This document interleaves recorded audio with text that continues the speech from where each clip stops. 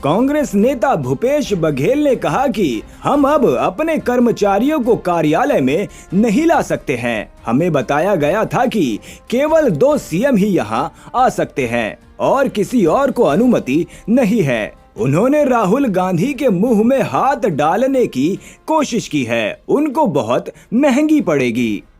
पहले दिन 200 लोगों को अनुमति दी गई, कल कुछ नेताओं को ही अनुमति दी गई और आज तो हद हो गई कि हम अपने स्टाफ को भी नहीं ला सकते। ये आईसीसी में स्टाफ अंदर नहीं आ पा रहा है, ऑफिस बेरर यहाँ ऑफिस नहीं आ पा रहे हैं। हम लोगों से कहा गया केवल 2 मुख्यमंत्री ही यहाँ आ पाएंगे और किसी को अनुमति नहीं है। तो किस प्रकार से पार्टी कार्यालय में हम लोग पहुंचे हैं, ये आप सब जानते हैं। ऐसी स्थिति कभी नहीं हुई थी। राजनीतिक दल अपने पार्टी कार्यालय में पार्टी के कार्यकर्ता न जा सके, ये हालात तो पहली बार। और ये स्थिति बनी क्यों? इसलिए कि देश में पिछले 8 वर्षों से जो कुछ हो रहा है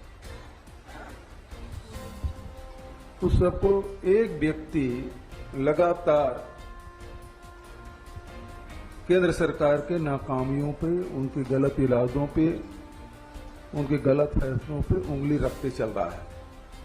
वो राहुल गांधी जी, चाहे भूमि अधिग्रहण बिल की वापसी का मामला हो, चाहे नोटबंदी का हो, जीएसटी का हो, चाहे वो लॉकडाउन लगाने की स्थिति हो, चाहे वैश्विक महामारी की तैयारी के संदर्भ में हो, चाहे देश में बढ़ रहे बेरोजगारी, महंगाई की बात हो, अन्नदाताओं को जो उनको मेहनत की कीमत नहीं मिल रहा हो, इन सब मामलों पे लगातार, चाहे देश की सीमा की सुरक्षा का मामला हो, यहाँ के भारत की भूमि को जिस प्रकार से कब्जा कर रहे हैं, उन सब मामलों पे लगातार राहुल जी आवाज बुलंद कर रहे हैं।